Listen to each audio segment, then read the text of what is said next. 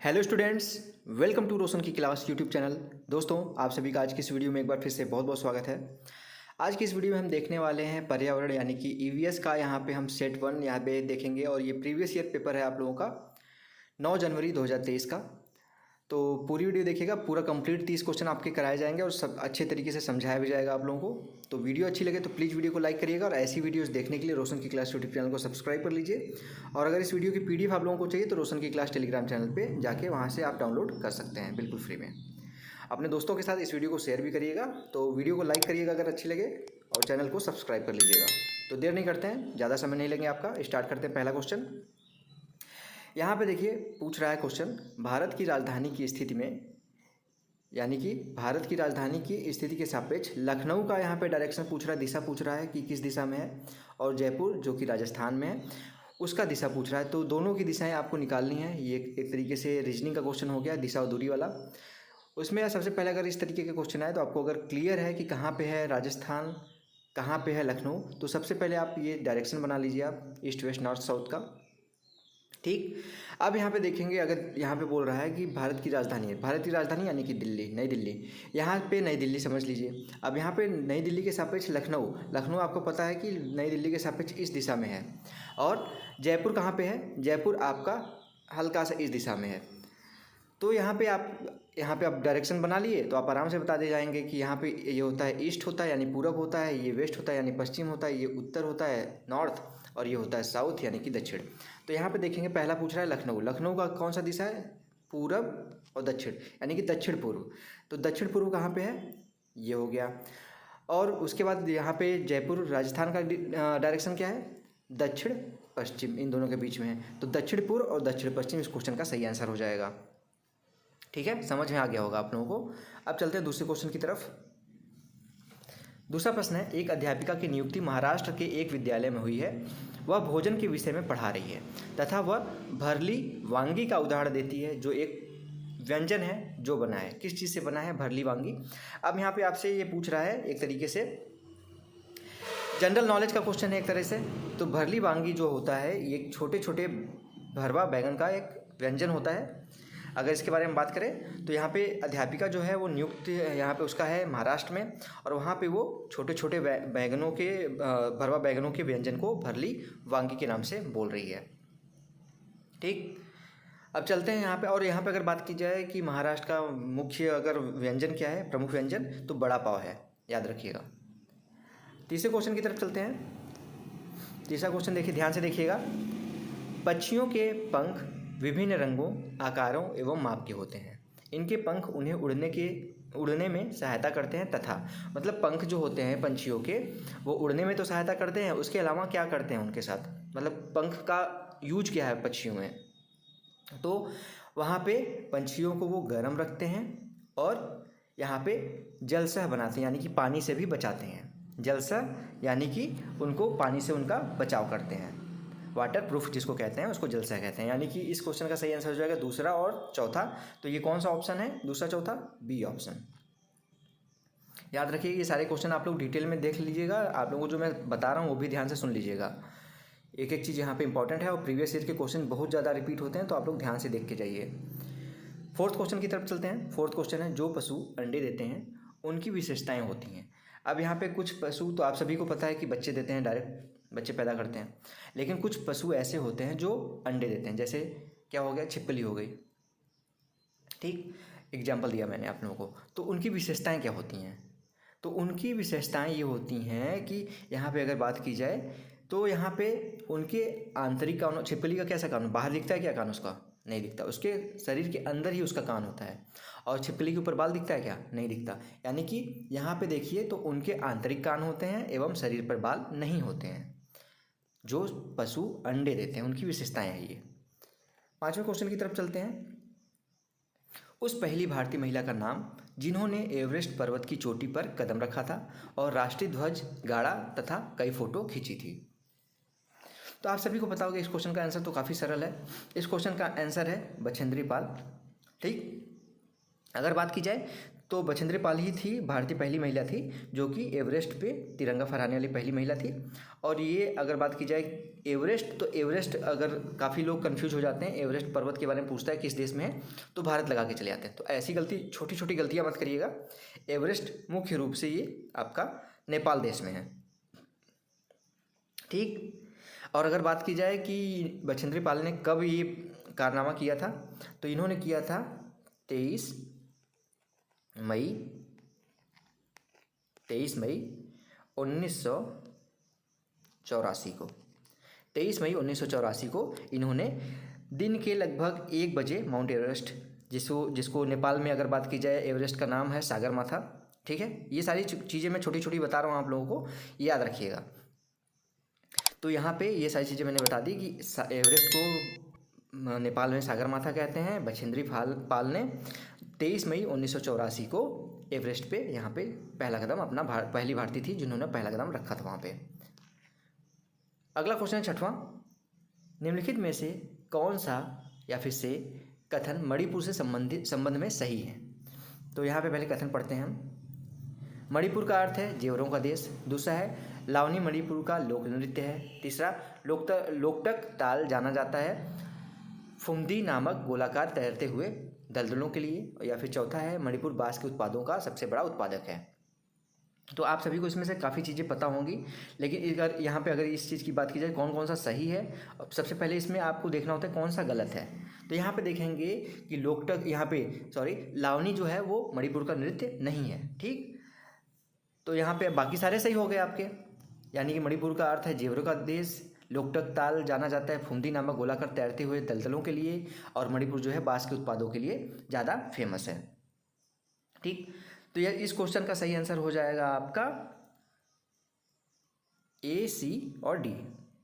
अगर यहाँ पे बात की जाए लोकटक झील के बारे में, तो लोकटक झील यहाँ पे पूर्वोत्तर भारत की सबसे बड़ी मीठे जल की झील है जो जल की सतह के ऊपर तैरती हुई, यहाँ पे देखेंगे आप अगर लोकटक झील को, तो यहाँ पे मान लीजिए ये झील है, ठीक, ये झील है। तो उसमें ऐसे ऐसे गोला गोला आकार के बने हुए हैं जो दलदल टाइप के हैं, इस तरह से आपको देखने को मिलेगा लोकटक झील में, जिसको क्या कहते हैं, फुमदी कहते हैं। यह दुनिया का एकमात्र तैरता हुआ राष्ट्रीय, यहाँ पे केवल लामजाओ नाम का यहाँ पे एक जिसको कहते हैं, जिसको डांसिंग डियर के नाम से यहाँ पे जाना जाता है। तो इस क्वेश्चन का सही आंसर हो जाएगा बी ऑप्शन, A, C और D। 7वां क्वेश्चन है कार्य ऐसी चीज़ है जो हम करते हैं। तो कार्य ऐसी चीज़ है जिसे हम क्यों करते हैं। यश कमाने के लिए यानी फेमस होने के लिए, मनोरंजन प्राप्त करने के लिए कार्य करते हैं, या फिर ऊर्जा बचाने के लिए कार्य करते हैं, या फिर अपने व अन्य लोगों को सहारा या फिर भरण पोषण के लिए कार्य करते हैं। तो कार्य ऐसा चीज़ है जो हम खुद के लिए, सहारे के लिए, या फिर दूसरों के सहारे के लिए, या फिर अपने भरण पोषण के लिए करते हैं। इस क्वेश्चन का सही आंसर हो जाएगा तीसरा ऑप्शन, कार्य ऐसी चीज़ है जो हम अपने को व अन्य लोगों को सहारा या फिर भरण पोषण करने के लिए करते हैं। भौतिकी में अगर फिजिक्स में बात की जाए तो यहाँ पे कार्य का होना मतलब किसी वस्तु पर कोई बल लगाने से वस्तु बल की दिशा में विस्थापित हो जाए, ठीक है। 7वां क्वेश्चन हो गया। अब चलते हैं 8वें क्वेश्चन की तरफ।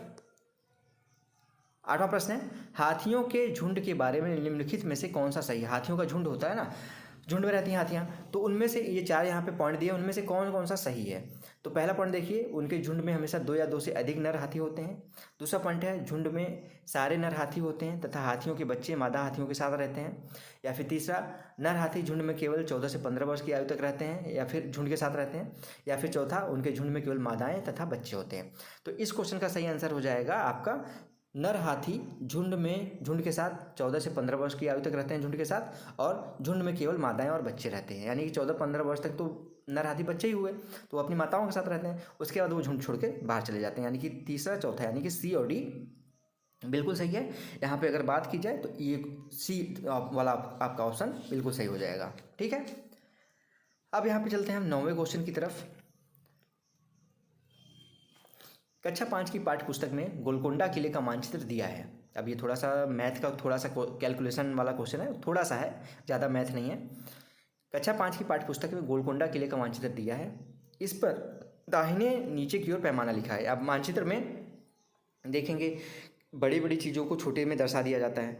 तो यहाँ पे उसको पैमाने के द्वारा नीचे देखेंगे तो वहाँ पे लिखा भी रहता है कि इतना बराबर यहाँ पे 1 किलोमीटर बराबर इतना सेंटीमीटर, ठीक है। तो ऐसे लिखा रहता है वहाँ पे पैमाना। यदि इस मानचित्र पर फतेह दरवाज़ा और पटनचेरू दरवाजे के बीच की दूरी 15.2 सेंटीमीटर है, तो दोनों स्थानों के बीच की वास्तविक दूरी क्या होगी। यहाँ पे 1 सेंटीमीटर बराबर दे दिया है 110 मीटर, 1 सेंटीमीटर बराबर 110 मीटर दे दिया है। और यहाँ पे मानचित्र पे जो दूरी दी गई है वो फतेह दरवाज़ा और पटनचेरू दरवाजे के बीच की दूरी दी गई है मानचित्र पे 15.2 सेंटीमीटर। तो क्या करेंगे, कुछ नहीं करना, सिंपल सा क्वेश्चन है। 110 गुणे 15.2 कर दीजिएगा, ठीक। 110 गुणे 15.2 जब करेंगे तो यहाँ पे क्या होगा आपका आ जाएगा, इसको आप कैलकुलेट कर लीजिएगा गुणा करके, ये आ जाएगा आपका 1672 मीटर, क्योंकि यहाँ पे मीटर में दिया है, यहाँ पे 110 मीटर है तो 1672 मीटर आ जाएगा। लेकिन आंसर क्या है, किलोमीटर में दिया। आपको पता है कि 1 किलोमीटर में 1000 मीटर होता है, तो 1672 मीटर में कितना किलोमीटर हो जाएगा, 1.6। यहाँ पे अगर बात की जाए ऑप्शन की तो यहाँ पे सी ऑप्शन बिल्कुल सही हो जाएगा इसका, 1.672 किलोमीटर। कैसे किया वो भी मैंने आप लोगों को दिखा दिया है। 10वां क्वेश्चन देखते हैं। सोना की सहेली तारा मिजोरम से है। तारा को हिंदी बोलने में परेशानी होती है क्योंकि मिजोरम में बोली जाने वाली भाषाएं हैं। अब यहाँ पे आप देखेंगे भाषाओं के बारे में पूछा है कि अलग अलग, यहाँ पे आपको राज्यों की भाषाओं के बारे में भी पता होना चाहिए, कहाँ पे कौन सी भाषा बोली जाती है, क्योंकि क्वेश्चन ये भी भाषाओं से पूछ लेता है, नृत्य से पूछ लेता है, और लोक नृत्य जो होते हैं उससे, सांस्कृतिक नृत्य होते हैं उनसे पूछ लेता है। तो ये सारी चीज़ें पढ़ के जाइएगा। तो यहाँ पे पूछा है एक तरीके से कि मिजोरम की जो भाषा है, कौन कौन सी भाषाएं मिजोरम में बोली जाती हैं। तो मिजोरम में बोली जाती है मिजो, लुसेई और कुकी भाषा। 3 भाषाएं यहाँ पे मुख्य रूप से बोली जाती है, मिजो, लुसेई और कुकी। आगे चलते हैं 11 नंबर के क्वेश्चन की तरफ। पेट्रोलियम तथा कोयले को अनवीकरणीय ईंधन कहा जाता है क्योंकि ये अनवीकरणीय ईंधन बहुत आराम से, आप नाम से ही समझ सकते हैं, जिसको हम आसानी से नहीं बना सकते, बहुत समय लगता है जिसको बनाने में, मतलब बनाने में क्या, बनने में अपने आप बनते हैं ये सब। तो पेट्रोलियम और कोयला जो है वो अनवीकरणीय ईंधन है, इसीलिए कहा जाता है इनको बहुत बचा के यूज करना चाहिए, सही तरीके से यूज करना चाहिए। तो इसका सही आंसर क्या हो जाएगा, अनवीकरणीय का मतलब होता है बनने में कई साल लग जाते हैं, लाखों करोड़ों साल लग जाते हैं। 12 नंबर का क्वेश्चन है। पर्वतारोही अपने साथ ऑक्सीजन सिलेंडर ले जाते हैं क्योंकि उन्हें इसकी ज़रूरत होती है। अब पर्वत पे जब चढ़ते हैं, देखेंगे आप काफ़ी ऊंचाई पे चढ़ते हैं, जैसे एवरेस्ट पे मान लीजिए चढ़ते हैं, तो वो अपने साथ ऑक्सीजन सिलेंडर भी लिए रहते हैं। क्यों लिए रहते हैं, यही पूछ रहा है यहाँ पे। तो यहाँ पे क्या वो खाना पकाने के लिए ले जाते हैं वहाँ पे, नहीं। अपने आप को गर्म रखने के लिए ले जाते हैं, नहीं। टेंट लगाने के लिए ले जाते हैं, सिलेंडर का क्या काम टेंट लगाने के लिए। जब आप ऊंचाई पे चढ़ेंगे तो वहाँ पे धीरे धीरे जाएंगे, देखेंगे तो ऑक्सीजन की कमी होती जाती है। जब ऑक्सीजन की कमी होगी तो आपको चक्कर आएगा, जब चक्कर आएगा तो आप गिर जाएंगे पहाड़ पे चढ़ने से। इसलिए अपने साथ वो ऑक्सीजन सिलेंडर ले जाते हैं जिससे उनको ऑक्सीजन की कभी कमी ना हो। तो इस क्वेश्चन का सही आंसर हो जाएगा सी ऑप्शन, तीसरा। अब देखिए यहाँ पे अच्छा क्वेश्चन है ये भी, 13 नंबर का। अरब सागर के 3 भारतीय तटवर्ती राज्य हैं। तो अरब सागर यहाँ पे देखिए, पहले तो बता दें, जैसे भारत ये है ना, ऐसे ऐसे नीचे गया है, फिर ऐसे ऐसे है, तो यहाँ पे ये वाला जो एरिया है वो अरब सागर का है, ये वाला जो एरिया है वो बंगाल की खाड़ी का है। तो यहाँ पे काफ़ी लोगों को ये भी नहीं क्लियर होगा, इसलिए मैंने बता दिया। तो यहाँ पे पूछ रहा है अरब सागर के बारे में पूछ रहा है, यानी कि जो भारत का जो ये वाला एरिया है उसका इस साइड कौन कौन से राज्य हैं, कौन कौन से राज्य हैं अरब सागर के तटवर्ती, यानी सटे हुए। तो यहाँ पे अगर बात की जाए 13 नंबर के क्वेश्चन की, तो अरब सागर से यहाँ पे जो तटवर्ती राज्य है वो है गोवा, महाराष्ट्र और केरल, ठीक। अगर यहाँ पे बात की जाए बाकी सब बंगाल के बे ऑफ बंगाल यानी बंगाल की खाड़ी से सटे हुए राज्य, तो उड़ीसा है, ठीक। सबसे पहले आंध्र प्रदेश है, पुदुचेरी है, तमिलनाडु है, ठीक।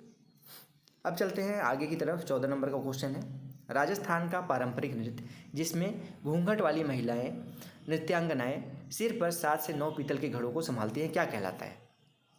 काफ़ी देखा होगा आपने कि वो नाचती रहती हैं और सिर पे घड़े रखे रहती हैं, तो उसमें क्या होता है, किसी के सिर पे देखेंगे 7 पीतल के घड़े होते हैं, किसी किसी के सिर पे 9 पीतल के घड़े होते हैं। तो इस क्वेश्चन का सही आंसर हो जाएगा आपका यहाँ पे भवाई। इस नृत्य को कहते हैं भवाई, ठीक है। अगर यहाँ पे बात किया जाए तो कालबेलिया जो है वो प्रसिद्ध नृत्य है, नृत्य शैली है आपकी राजस्थान की। अगर राजस्थान की बात की जा रही है तो कालबेलिया है, कालबेलिया, ये क्या है, नृत्य शैली है राजस्थान की। अगर बात की जाए कथक की तो ये उत्तर प्रदेश की है। ठीक, तो ये समझ में आ गया होगा कि जो महिलाएं अपने सिर पे पीतल की मटकी लेके डांस करते हैं उसका नाम होता है भवाई। अब यहाँ पे देखिए ये भी क्वेश्चन अच्छा है। मधुबनी एक प्रसिद्ध, अब यहाँ पे 5 ऑप्शन दिए गए हैं, 4 नहीं 5 ऑप्शन दिए गए, उससे फिर क्वेश्चन पूछा गया है। मधुबनी एक प्रसिद्ध है, राजस्थान में एक झील है, या फिर बिहार की सॉल है, या फिर आंध्र प्रदेश की बुनी हुई साड़ी है, या फिर बिहार की एक प्रकार की लोक कला चित्रकारी है, या फिर बिहार का एक स्थान है। तो जो मधुबनी है, अगर यहाँ पे बात की जाए 15 नंबर क्वेश्चन की, तो मधुबनी बिहार की एक प्रकार का लोक चित्र, यहाँ पे लोक कला चित्रकारी है, और मधुबनी एक स्थान भी है, याद रखिएगा। मधुबनी जो है वो दरभंगा यहाँ पे मंडल में एक जिला है। तो यहाँ पे दोनों सही हो जाएगा, डी और ई। यहाँ पे ऑप्शन कौन सा सही है? Option number D. इस ऑप्शन यहाँ पे मतलब लोक कला चित्रकारी भी है मधुबनी, और बिहार में एक स्थान भी है। 16 नंबर क्वेश्चन देखिए। अब यहाँ पे आपको पेडागॉजी वाले शुरू हो गए क्वेश्चन। 15 तक तो नॉर्मल जीके जीएस के टाइप के क्वेश्चन थे, अब यहाँ पे आपके पेडागॉजी वाले शुरू हो गए। अब क्वेश्चन थोड़े से बड़े बड़े होते हैं, इसको थोड़ा सा फास्ट पढ़ना होता है आप लोगों को एग्जाम में। शोभित किताब में एक चित्र देखते हैं जिसमें लड़कियों को गोटियाँ खेलते तथा लड़कों को क्रिकेट खेलते दिखाया गया है। वह अपने अध्यापक से पूछता है कि लड़के और लड़कियाँ अलग अलग क्यों खेल रहे हैं, लड़के गोटियाँ क्यों नहीं खेल रहे हैं, या फिर लड़कियाँ क्रिकेट क्यों नहीं खेल रही हैं। तो निम्नलिखित में से कौन से पर्यावरण अध्ययन शिक्षण उद्देश्य इस घटना से सम्मिलित हैं। तो यहाँ पे बात की जाए, वहाँ पे कुछ बच्चे खेल रहे थे, कुछ लड़कियाँ खेल रही थी गोटियाँ, और कुछ लड़के खेल रहे थे क्रिकेट। तो शोभित बोल रहा है कि ये दोनों अलग अलग क्यों खेल रहे हैं लड़के लड़कियाँ, लड़के क्यों नहीं खेल सकते गोटियाँ और लड़कियाँ क्यों नहीं खेल सकती क्रिकेट। तो यहाँ पे बताया गया है 16 नंबर क्वेश्चन में। तो यहाँ पे देखिए पहले सबसे पहले ऑप्शन पढ़ते हैं। उच्च स्तरीय आलोचनात्मक सोच विकसित करना, इस तरीके के जो अगर परिदृश्य आपको दिखाया जा रहा है, या फिर व्यापक सांस्कृतिक नज़रिया विकसित करना, या फिर अवलोकन और चित्रण के आधार पर समझ विकसित करना, या फिर डी ऑप्शन सामाजिक घटना के बारे में जिज्ञासु बनाने के लिए संज्ञानात्मक क्षमता विकसित करना। तो 16 नंबर क्वेश्चन के यहाँ पे अगर बात किया जाए तो इस क्वेश्चन का सही आंसर कौन सा होगा, आपको क्या लग रहा है? इस क्वेश्चन का सही आंसर हो जाएगा ए, सी और डी। अब यहाँ पे देखेंगे ए सी डी और क्यों, ए सी डी और कब, मतलब क्यों होगा ए सी डी क्यों होगा, यहाँ पे सबसे पहले आपके दिमाग में आएगा। तो यहाँ पे अगर बात की जाए तो शोभित किताब में एक चित्र देख रहा है, ठीक है, चित्र देख रहा है यानी देख के वो समझ रहा है, जिसमें लड़के लड़कियाँ अलग अलग खेल खेल रहे हैं। वो अपने अध्यापक से पूछ रहा है कि लड़के और लड़कियाँ अलग अलग क्यों खेल रहे हैं, तो लड़के गोटियाँ क्यों नहीं खेल रहे हैं और लड़कियाँ क्रिकेट क्यों नहीं खेल रही हैं, ऐसे बोल रहा है ना। तो पर्यावरण शिक्षण का उद्देश्य इस घटना में उच्च स्तरीय आलोचनात्मक सोच विकसित करना होता है, ठीक। अवलोकन और चित्रण के आधार पर ये समझ विकसित कर रहे हैं, तो यानी कि कौन सा हो जाएगा, सी भी सही हो जाएगा। और बच्चों को जिज्ञासु बनाने के लिए कर रहे हैं, यानी कि ए, सी और डी बिल्कुल सही हो जाएगा। ये इस क्वेश्चन का सही आंसर हो जाएगा आपका डी वाला। अब 17 नंबर का क्वेश्चन देखते हैं। पर्यावरण अध्ययन के एक शिक्षक के रूप में आप कक्षा 2 के अपने विद्यार्थियों के समक्ष ऋतुएं प्रस्तावित करना चाहते हैं। निम्नलिखित में से कौन एक उत्तम शिक्षण शास्त्रीय युक्ति होगी। आप कक्षा 2 के बच्चों को पढ़ा रहे हैं और यहाँ पे ऋतुओं के बारे में बताना चाह रहे हैं, उनको ऋतुओं के बारे में बताना चाह रहे हैं। तो सबसे पहले यहाँ पे क्या करेंगे आप, सबसे पहले ऋतुओं के विषय में रुचि का विकास करने के लिए भोजन की आदतों, पहनने के वस्त्रों और संदर्भित साहित्य का उपयोग करेंगे। क्योंकि क्या होता है, इन सब चीज़ों से क्या होगा, बच्चे आकर्षित होंगे। छोटे बच्चे हैं, अब चार्ट और पुस्तकों के माध्यम से पढ़ाएंगे तो नहीं आकर्षित होंगे, ठीक है। श्यामपट्ट पे कोई चीज़ लिख देंगे, उसको समझने के लिए कहें तो बच्चे आकर्षित नहीं होंगे। समाचार पत्रों से पढ़ने का प्रयोग करने के लिए कहेंगे तो उससे भी बच्चे नहीं देंगे, क्योंकि छोटे बच्चे हैं। यहाँ पे आपको छोटे बच्चों के हिसाब से बताना है, ठीक है। तो इस क्वेश्चन का सही आंसर हो जाएगा डी ऑप्शन। 18 नंबर का क्वेश्चन देखिए। निम्नलिखित में से कौन से कथन आकलन की प्रकृति की सही व्याख्या करते हैं, आकलन की सही प्रकृति की, ठीक है। तो यहाँ पे 18 नंबर का अगर बात किया जाए तो इसका ऑप्शन देखिए, शिक्षण अधिगम की प्रक्रिया का एक अंग है जो सतत चलता है। याद है ना, ये चीज़ आप लोगों को समझ में आई होगी। तो ये बिल्कुल सही है, सतत चलता है आकलन। दूसरा क्या है, विद्यार्थियों के उपलब्धि स्तर तथा उन्हें क्या नहीं आता के बारे में अवगत कराता है। तो यहाँ पे हमको उससे नहीं मतलब है कि विद्यार्थियों को क्या आता है क्या नहीं आता, उनको हमारा काम है सिखाना। तीसरा, सीखने में आई बाधाओं का पता लगाकर उन्हें दूर करना। बाधाओं का पता लगाएंगे तभी आप उनको सिखा सकेंगे, यानी ये भी सही है। विद्यार्थियों की सीखने की प्रवृत्ति, रुचि एवं पूर्व अनुभवों के बारे में अवगत करना, यानी बच्चे को अभी तक क्या नॉलेज है, उनकी रुचि किस चीज़ में है, ये सब चीज़ें आपको पता होंगी तभी बच्चों को आप अच्छे से उनका आकलन कर पाएंगे। यानी कि ए सही है, सी सही है और डी सही है। ठीक है, 18 का ए, सी और डी तीनों सही है, यानी कि इस क्वेश्चन का सही आंसर हो जाएगा सी ऑप्शन। ठीक है, अब चलते हैं 19 नंबर के क्वेश्चन की तरफ जल्दी से। कक्षा 5 के पर्यावरण अध्ययन शिक्षक के रूप में पाठ बोलती इमारतें के लिए आपको विद्यार्थियों को ऐतिहासिक इमारतों को प्रस्तुत करने की आवश्यकता है। आप क्या चाहते हैं कि कौन सी विधि सर्वथा उत्तम होगी? आप कक्षा 5 के बच्चों को पढ़ा रहे हैं, उनकी किताब में है एक चैप्टर बोलती इमारतें। अब बोलती इमारतों के बारे में आप बच्चों को कैसे पढ़ाएंगे कि उनको अच्छे तरीके से समझ में आ जाए? तो यहाँ पे देखेंगे, अगर 19 नंबर के क्वेश्चन की बात की जाए तो स्थानीय ऐतिहासिक इमारतों का भ्रमण कराइए उनको। स्थानीय ऐतिहासिक इमारतें जो होंगी उनको उनके साथ घूमने ले जाइए आप और उन पर चर्चा कीजिए, तभी ये बच्चे अच्छे से तरीके से समझ पाएंगे। 20वें क्वेश्चन की तरफ चलते हैं। अध्यापक विद्यार्थियों से एक चींटी का चित्र बनाने को कहते हैं। कुछ विद्यार्थी चींटी के 4 पैर बनाते हैं जबकि कुछ 6 और 8 पैर बनाते हैं। अध्यापक को क्या करना चाहिए? अब विद्यार्थियों को चींटी के पैर के बारे में नहीं पता है तो 4 कोई बना दे रहा है अपने हिसाब से, कोई 6 बना दे रहा है, कोई 8 बना दे रहा है। तो आपको क्या करना चाहिए? बच्चों को किस तरीके से समझाना चाहिए कि चींटियों के कितने पैर होते हैं? तो यहाँ पर अगर आप उनको बात करें तो सबसे पहले ऑप्शन देखिए, यह कहना चाहिए कि चींटी के 6 पैर होते हैं, 4 या 8 नहीं। ठीक। दूसरा, यह कहना चाहिए कि जिन विद्यार्थियों ने 6 पैर बनाए हैं वे सही हैं और बाकी गलत हैं, ऐसा नहीं कहना चाहिए।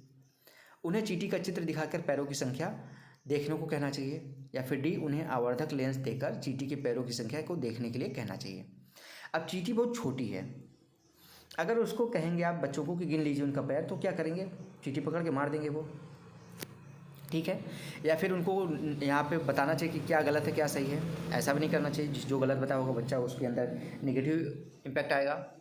तो यहाँ पे बच्चों को आवर्धक लेंस देकर, यानी कि मैग्नीफाइंग ग्लास जिसको कहते हैं, उसको देकर चींटियों को एक चींटी ले लीजिए, उसको उसके पैरों को देखने के लिए कहिए। मैग्नीफाइंग ग्लास से क्या होगा? चींटी बड़ी दिखेगी, तो बच्चे आसानी से उसके पैरों को गिन लेंगे। ठीक है, तो डी ऑप्शन बिल्कुल सही होगा। तो ये नहीं है कि यहाँ पे कुछ अलग सा बोल रहा है तो आप गलत ही उसको करिए। मैग्नीफाइंग ग्लास क्यों कहा जा रहा है? क्योंकि यहाँ पे चींटी है, चींटी को आप ऐसे आसानी से नहीं गिन सकते उसके पैर को। 21 नंबर के क्वेश्चन की तरफ बढ़ते हैं। कक्षा 4 के पर्यावरण अध्ययन के शिक्षक के रूप में आपको विद्यार्थियों को अंतरिक्ष यात्रियों का संप्रत्यय प्रस्तावित करना है, यानी कि अंतरिक्ष यात्रियों के बारे में बताना है। इसलिए आप कौन से प्रक्रम का अनुसरण करेंगे? तो यहाँ पे अगर बात की जाए तो यहाँ पे हम बच्चों को अगर अंतरिक्ष यात्रियों के बारे में बता रहे हैं, कक्षा 4 के विद्यार्थी हैं, तो भारत के अंतरिक्ष यात्रियों की आत्मकथाएं बताएंगे। ठीक है, और उनकी मुख्य विशेषताओं को इंगित करेंगे। तो बच्चे क्या होगा? रुचि लेंगे उस चीज़ में, रुचि लेंगे तो अच्छे तरीके से समझ पाएंगे। 22 नंबर का क्वेश्चन है। यश ने अपने अध्यापक से पूछा, कुछ भोजन उत्पादों के पैकेट पर हरे गोले होते हैं क्यों होते हैं, जबकि कुछ भोजन उत्पादों के पैकेट पर लाल गोले क्यों होते हैं? अब देखेंगे, आप कुछ फूड पैकेट लेंगे, जैसे बिस्किट का हो गया, जो एक केक आता है पैकेट वाला ब्रिटानिया का या फिर किसी कंपनी का, वो लेंगे तो उस पर देखेंगे कहीं कहीं पे हरे कलर का इस तरीके से गोला सा बना रहता है, या फिर किसी प्रोडक्ट पे इस तरीके से ब्राउन कलर का, रेड कलर का बना होता है। तो क्या होता है? ये जो ग्रीन कलर का होता है वो शाकाहारी होता है। ये बता रहा है कि वो प्रोडक्ट जो उसके अंदर है वो शाकाहारी है, और जो ये प्रोडक्ट है रेड वाला वो मांसाहारी, उसमें मतलब अंडा मिला हुआ है। ठीक है, मांसाहारी है। अध्यापक समझाते हैं कि हरे गोले शाकाहारी खाने और लाल गोले मांसाहारी खाने को सूचित करते हैं। अध्यापक ने विद्यार्थियों को विभिन्न भोजन उत्पादों के पैकेट देकर उन्हें शाकाहारी और मांसाहारी की सूचीबद्ध करने को कहा। इस गतिविधि में निम्नलिखित में से कौन सी प्रक्रियाएं शामिल हैं? तो यहाँ पे पहचान करने के लिए बोला है, कल्पना करने के लिए बोला है, पूर्वाग्रह करने के लिए बोला है, या फिर वर्गीकरण करने के लिए बोला है। तो यहाँ पे पैकेट देकर उनको देखकर उन्हें शाकाहारी और मांसाहारी में सूचीबद्ध करना है, यानी कि पहचानना है पहले, फिर उसके बाद उसका वर्गीकरण करना है, यानी कि ए और डी बिल्कुल सही होगा। तो इस क्वेश्चन का सही आंसर हो जाएगा ऑप्शन डी, ए और डी। 23 नंबर का क्वेश्चन है। एक पर्यावरण अध्ययन शिक्षक के रूप में अपने विद्यार्थियों को पर्यावरण से संबंधित समकालीन मुद्दों से परिचित करवाना। निम्नलिखित में से आप किसे प्राथमिकता देंगे? तो यहाँ पे अगर 23 नंबर के क्वेश्चन की बात की जाए तो 23 नंबर के क्वेश्चन का सही आंसर हो जाएगा सी, कक्षा में संबंधित लेखों का उल्लेख करेंगे और उनको साझा भी करेंगे। उनको बच्चों के साथ हम बांटेंगे, उनके साथ बातचीत करेंगे और उसका हम अपने द्वारा उल्लेख भी उसको बताएंगे भी, स्पष्टीकरण भी देंगे। 24 नंबर का क्वेश्चन है, देखिए, जॉन अपने हाथों की सहायता से जंतुओं की परछाई बना रहा है और वह विद्यार्थियों से यह अंदाज़ा लगाने को कहता है कि परछाई में कौन सा जानवर बन रहा है। इस गतिविधि में निम्नलिखित में से कौन सी प्रक्रियाएं शामिल हैं। अब यहाँ पे बच्चों को आप कुछ बना के दिखा रहे हैं अपने हाथों से, ठीक है। यहाँ पे बना के दिखा रहे हैं, यानी कि उनका यहाँ पे अनुमान तो लगाना ही होगा, क्योंकि बच्चे कुछ परछाई देख के बता रहे हैं, अनुमान लगाना होगा। उसके बाद अवलोकन भी करना है, अवलोकन मतलब देखना है उनको, बच्चों को। उसके बाद क्या करना है, उसके बाद उसका यहाँ पे निष्कर्ष निकालना है कि कौन सा वो जानवर है, कौन सा पक्षी है। अब वर्णन नहीं करना उनको, बस बताना है कि ये कौन सा पक्षी है, यानी कि ए सी और ए बी और सी तीनों होगा। इस क्वेश्चन का आंसर ए बी और सी होगा, यानी कि 24 नंबर के क्वेश्चन का सही आंसर हो जाएगा A B C B option. चलते हैं 25 नंबर के क्वेश्चन की तरफ। पर्यावरण अध्ययन में एकीकृत संगठित परिप्रेक्ष्य निम्नलिखित में से किसे निर्दिष्ट करता है। तो यहाँ पे अगर 25 नंबर का क्वेश्चन आपको समझ नहीं आया तो यहाँ पे बता दें, पर्यावरण अध्ययन में अगर हम एकीकृत तरीके से हम पढ़ा रहे हैं किसी चीज़ को, उसको एकीकृत परिप्रेक्ष्य ले रहे हैं, बस एक ही उद्देश्य है उस चीज़ का पढ़ाने का, तो निम्नलिखित में से किसे हम उसको क्या दिखाना चाह रहे हैं। तो 25 नंबर के क्वेश्चन का अगर बात किया जाए तो विज्ञान, सामाजिक अध्ययन और पर्यावरण शिक्षा से पूरी जानकारी यहाँ पे हम बच्चों को देंगे। वैज्ञानिक परिप्रेक्ष्य क्या है उसका, या फिर सामाजिक अध्ययन में परिप्रेक्ष्य क्या है, या फिर पर्यावरणीय उसका परिप्रेक्ष्य क्या है, ये सारी चीज़ें हम बताएंगे। इस क्वेश्चन का सही आंसर हो जाएगा डी ऑप्शन। 25 नंबर क्वेश्चन का सही आंसर है डी ऑप्शन। 26 नंबर के क्वेश्चन की तरफ बढ़ते हैं। रीनी ने अध्यापक से पूछा, पौधे के तने गोल क्यों होते हैं, चौकोर क्यों नहीं होते हैं। अध्यापक को क्या करना चाहिए। अब देखेंगे कि पौधे, आप ज़्यादातर पौधे देखे होंगे, उनके तने जो होते हैं वो गोलाकार ही होते हैं। तो आप कभी ये सोचे नहीं है कि गोलाकार ही क्यों होते हैं। ये बच्ची देखिए सोच रही है। तो रीनी ने अध्यापक से पूछा कि तने जो होते हैं पौधों के वो गोल क्यों होते हैं, चौकोर क्यों नहीं होते। तो अध्यापक को क्या करना चाहिए, अध्यापक को कैसे आंसर देना चाहिए इस चीज़ का। तो अध्यापक को यहाँ पे अगर बात की जाए तो अध्यापक को विद्यार्थियों से तने के गोल आकार होने के कारण सोचने के बारे में कहना चाहिए कि सोचिए कि गोल क्यों है, सोचने के लिए कहेंगे। और उसके बाद यहाँ पर अगर बात की जाए तो अध्यापक को विद्यार्थियों को घुमाने ले जाना चाहिए बाग में, विभिन्न तनों के आकार को दिखाना चाहिए कि सारे तने गोल नहीं होते, कुछ तने उबड़ खाबड़ भी होते हैं। ठीक, इस क्वेश्चन का सही आंसर हो जाएगा सी और डी। आपका सी और डी बिल्कुल सही हो जाएगा। 26 नंबर क्वेश्चन का सी और डी बिल्कुल सही हो जाएगा। यहाँ पे अगर बात की जाए क्यों गोल होते हैं इसके बारे में, तो देखिए पूरा मैं समझा दे रहा हूँ आप लोगों को। रीनी ने अध्यापक से पूछा, पौधे के तने गोल क्यों होते हैं, चौकोर क्यों नहीं। अध्यापक विद्यार्थियों को समझाने के लिए तने के गोल आकार होने के कारण सोचने को कहेगा, और अध्यापक को विद्यार्थियों को बाग में घुमाने ले जाना चाहिए तथा जिससे वो देख सकें। विभिन्न तनों के आकार देखने को करना चाहिए। पर्यावरण जो हमारे जीवन का आधार है, चारों तरफ है, उनका पुनर्जनन एवं विकास करके हम अपने जीवन का अस्तित्व सुरक्षित कर सकते हैं। जाहिर सी बात है, पर्यावरण का हम सुरक्षा करके अपना जीवन भी सुरक्षित कर सकते हैं। तना पत्ती को जल और खनिज लवण पहुंचाता है। आप देखेंगे पेड़ पौधे होते हैं जो इस तरीके से होता है, तो ज़मीन से क्या करते हैं, जल पहुंचाते हैं ऊपर की तरफ, या फिर मिट्टी में जो खनिज लवण होते हैं उसको पत्तियों तक पहुंचाते हैं। पत्तियां फिर उससे क्या करती हैं, यहाँ पे फोटोसिंथेसिस से अपना भोजन बनाती हैं। तना पत्ती को जल और खनिज लवण पहुँचाती है, पत्ती जल का उपयोग करके अपना भोजन बनाते हैं। पत्तियों से जल की मात्रा का ह्रास, वाष्पोत्सर्जन, यानी कि जो एटमॉस्फेयर में गर्मी है उससे पत्तियाँ जल छोड़ देती हैं, मतलब निकल जाता है जल वहाँ से। इस प्रकार यहाँ पे सी ऑप्शन और डी ऑप्शन बिल्कुल सही होगा आपका। गोलाकार रहेगा तो आसानी से जल ऊपर की तरफ पहुँच जाएगा। 27 नंबर का क्वेश्चन है, निम्नलिखित में से कौन सी विधियाँ पर्यावरण अध्ययन के संपादन में प्रभावी हो सकती हैं। तो यहाँ पे अगर बात की जाए 27 नंबर के क्वेश्चन का सही आंसर, तो सही आंसर यहाँ पे है भूमिका निर्वाह। आप पर्यावरण में भूमिका, कुछ ऐसा खेल विधि बताइए जिससे बच्चों को अलग अलग भूमिका दे दीजिए, या फिर कहानी सुना के, उनको छोटे बच्चे तो कहानी सुना के भी आप बच्चों को बता सकते हैं। ठीक है, तो यहाँ पे हो जाएगा आपका निम्नलिखित में से कौन सी विधियाँ पर्यावरण अध्ययन में संपादन में प्रभावी हो सकती हैं। तो 27 नंबर का क्वेश्चन का सही आंसर हो जाएगा यहाँ पे अगर बात की जाए तो सी ऑप्शन, सी और डी बिल्कुल सही होगा। भूमिका निर्वाह और कहानी कहानी सुनाना। 28 नंबर का क्वेश्चन है, एक पर्यावरण की अध्यापक विद्यार्थियों को उनकी मम्मी का वर्णन करने के वाली कविता लिखने को कहती है। रेखा है, अपनी कविता पढ़ती है।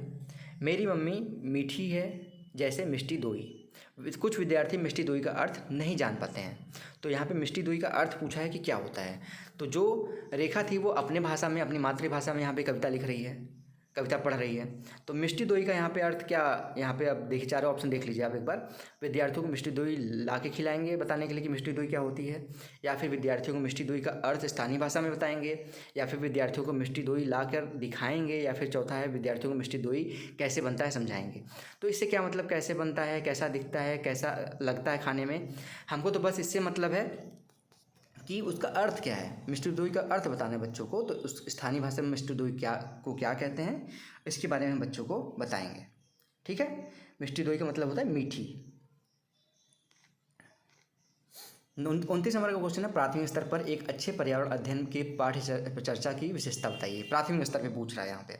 प्राथमिक स्तर की बात की जाए तो यहाँ पे विद्यार्थियों में सामाजिक भावनात्मक कौशल को विकास करना है, विकसित करना उनके अंदर, कि सामाजिक भावनात्मक विकास करना उनका, क्योंकि प्राथमिक स्तर पे पूछ रहा है। ठीक है, आविष्कार के बारे में नहीं बता सकते क्योंकि छोटे बच्चे हैं। ज्ञान अर्जन के बारे में नहीं बता पाएंगे क्योंकि अभी प्राथमिक स्तर पे हैं बच्चे। जीविकोपार्जन कैसे करना है उनको यहाँ पे पर्यावरण के अध्ययन के बाद, इसके भी हमको, अभी छोटे बच्चे हैं उसको नहीं मतलब है, बस भावनात्मक उनका कौशल का विकास करना है, यानी कि सी ऑप्शन बिल्कुल सही हो जाएगा 29 नंबर का। 30वां नंबर देखते हैं, जो कि आज की वीडियो का लास्ट क्वेश्चन है। अभी तक मैंने आप लोगों को लाइक सब्सक्राइब के लिए नहीं बोला है, तो प्लीज़ वीडियो को लाइक करिएगा और ऐसी वीडियो डेली बेसिस पे देखने के लिए सब्सक्राइब कर लीजिए, क्योंकि यहाँ पे प्रीवियस ईयर के पेपर में आप लोगों के लिए लाता रहूँगा, सभी सब्जेक्ट की आपको प्रोवाइड कर दूंगा। तो वीडियो को लाइक करिएगा, ऐसी वीडियो देखने के लिए सब्सक्राइब और बेल आइकन जरूर दबा लीजिए और अपने दोस्तों के साथ भी इस वीडियो को शेयर करिए। तो 30वां क्वेश्चन देखते हैं, पर्यावरण अध्ययन में समूह चर्चा करना चाहिए, इससे सार्थक ज्ञान का निर्माण होता है। निम्नलिखित में से कौन सा कथन इस तथ्य की सर्वोत्तम व्याख्या करता है। तो 30वें नंबर क्वेश्चन का यहाँ पे जो सही व्याख्या करता है वो है बी ऑप्शन, विचार और अनुभव दूसरों के साथ साझा किए जाने चाहिए, किए जाते हैं। जब विचार और यहाँ पे अपने अनुभव दूसरों के साथ साझा करेंगे तो उनका भी थोड़ा सा नॉलेज बढ़ेगा और आपका भी नॉलेज बढ़ेगा। जब अपने विचार दूसरों के साथ साझा करेंगे, वो अपने विचार आपके साथ साझा करेंगे। तो इस क्वेश्चन का सही आंसर हो जाएगा बी ऑप्शन। तो दोस्तों आज की वीडियो यहाँ पे समाप्त करते हैं, अंत करते हैं, यहाँ पे एंड करते हैं। नेक्स्ट टॉपिक देखने के लिए, नेक्स्ट वीडियो के लिए रोशन की क्लास यूट्यूब चैनल को सब्सक्राइब कर लीजिए, साथ ही साथ बेल आइकन जरूर दबा के रखिए। और इस वीडियो को अगर अपने दोस्तों के साथ शेयर करना चाहते हैं, व्हाट्सएप पे, फेसबुक पे, कहीं पे भी, तो आप शेयर कर सकते हैं लिंक को। और डेली बेसिस पे ऐसी वीडियोज़ देखने के लिए आप लोग सब्सक्राइब जरूर करके रखिए। तो फ्रेंड्स मिलते हैं नेक्स्ट वीडियो में, तब तक के लिए आप सभी का बहुत बहुत धन्यवाद। जय हिंद, वंदे मातरम।